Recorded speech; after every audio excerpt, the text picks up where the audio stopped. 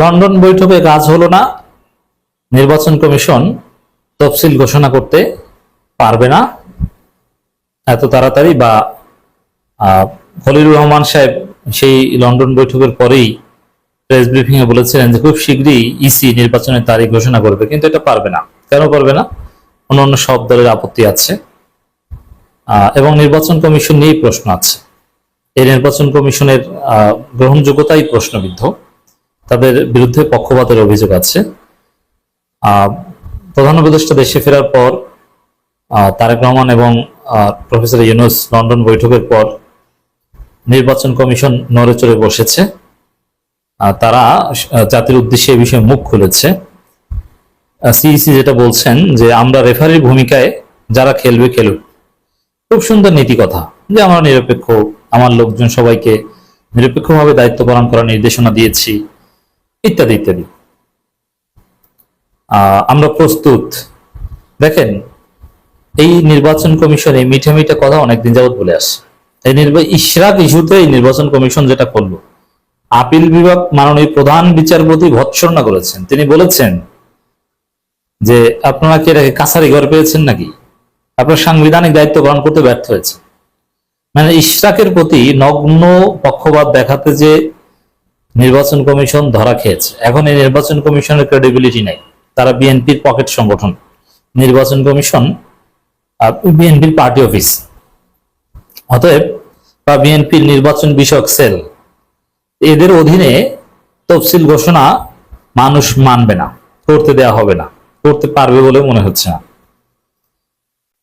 খলিলুর রহমান যেটা বলেছিলেন যে শীঘ্রই তারিখ ঘোষণা করবে, না, অন্যান্য রাজনৈতিক দল নানানভাবে যেভাবে আপত্তি জানাচ্ছে তাতে শীঘ্রই তারিখ ঘোষণা করতে পারবে না। তারিখ ঘোষণা করার আগে কনসেনসাস কমিশনে ন্যাশনাল কনসেনসাস হতে হবে ফর ইলেকশন।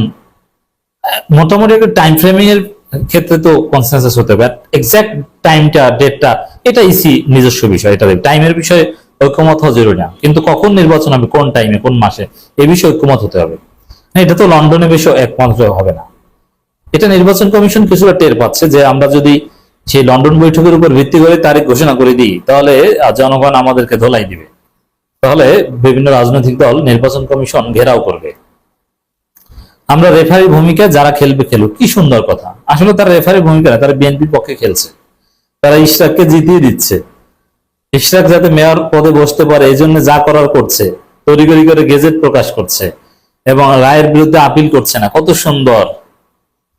অথচ এটা চোখের সামনে একটা বিতর্কিত, একটা অবৈধ নির্বাচন, সেই নির্বাচনের ফলাফল নিয়ে এখন এত লুতুপুতু খেলা।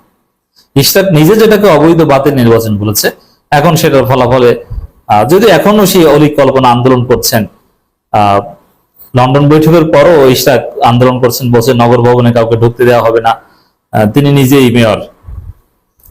নির্বাচন কমিশন ইসি জাতীয় সংসদে ভোটের প্রস্তুতি এগিয়ে নিয়ে যাচ্ছে বলে জানিয়েছে। এটা বলতে পারবে, কিন্তু সুনির্দিষ্টভাবে তারিখ ঘোষণা করতে পারবে না, তাহলে ইসি ঘেরাও হবে। ইসির অতি উৎসাহী ভূমিকা আরো বেশি প্রমাণিত হবে। অতএব শীঘ্রই তফসিল ঘোষণা করতে পারছে না। এরা কিন্তু কি বলেছে, ডিসেম্বর নির্বাচনের জন্য প্রস্তুত, এটাও বলেছিল। এখন এটা তো বিএনপির কথা বলেছিল, আমরা জানি বিএনপি যা বলেছিল ইসি ওইটাই বলেছিল। প্রধান নির্বাচন কমিশনার এম নাসির উদ্দিন তিনি বলছেন নির্বাচনের রেফারির ভূমিকায় থাকবে ইসি।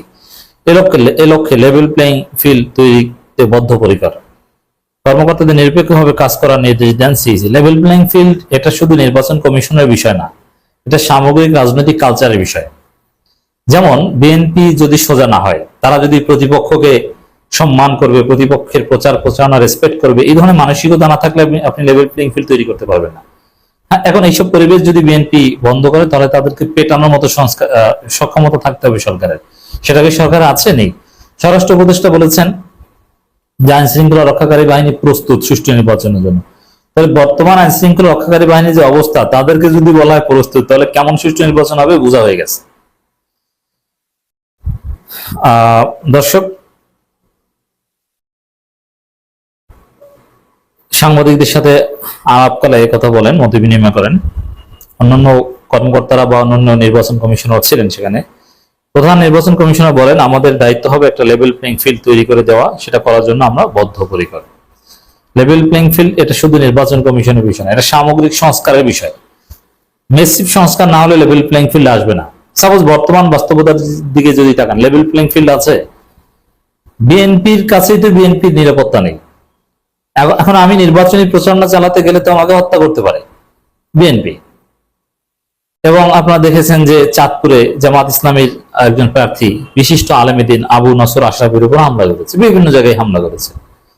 তফসিল না, এমনি জাস্ট ঈদ পুনর্মিলনী একটু ঈদ শুভেচ্ছা এতেও হামলা করে। কিসের লেভেল প্লেইং ফিল্ড? এত সোজা নির্বাচন। অর্থাৎ তফসিল ঘোষণা করলে হবে না, এটা অনেক সংস্কারের পর করতে হবে।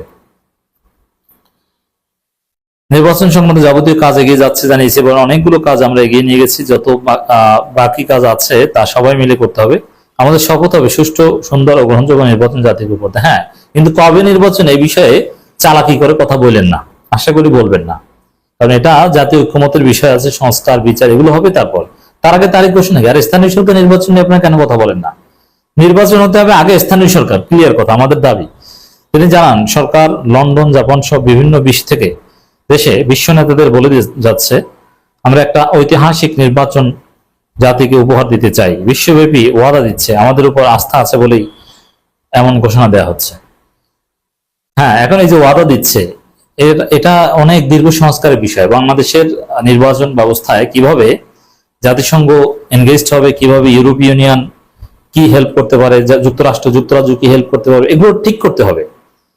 আচ্ছা, এইগুলো যদি আপনাকে করতে হয়, আপনার সাংবিধানিক সংস্কার ছাড়া তো নির্বাচন কোন সরকার অধীনে এটাই তো ঠিক করতে পারবেন না।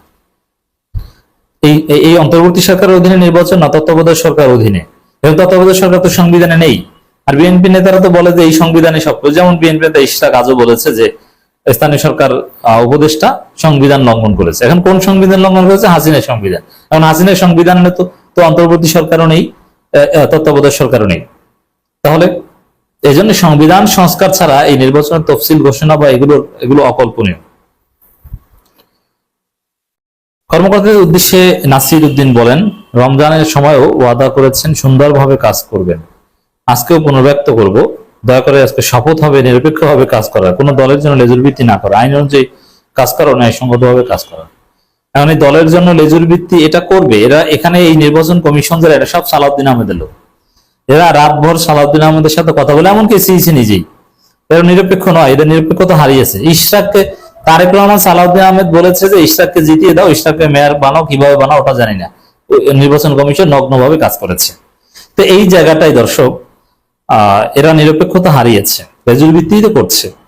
অতীত ইসির নানা কাজে সমালোচনা হলেও বর্তমান ইসি ভালোভাবে কাজ করবে বলে প্রত্যয় ব্যক্ত করেন না, কাজ করতে পারছে না ভালোভাবে। তারা এই জায়গাটা ব্যর্থ হয়েছে। প্রধান উপদেষ্টা মোহাম্মদ ইউনূসের আগে এপ্রিলের প্রথম লন্ডনে বৈঠকের সিদ্ধান্ত। কারণ লন্ডন বৈঠকের সাথে নির্বাচন কমিশনের আলাদা কোনো সম্পর্ক থাকতে পারবে না, ওতে কাজ হবে না। জাতীয় ঐক্যমত কমিশনের বৈঠকের পরে নির্বাচন কমিশনকে নড়েচড়ে বসতে হবে।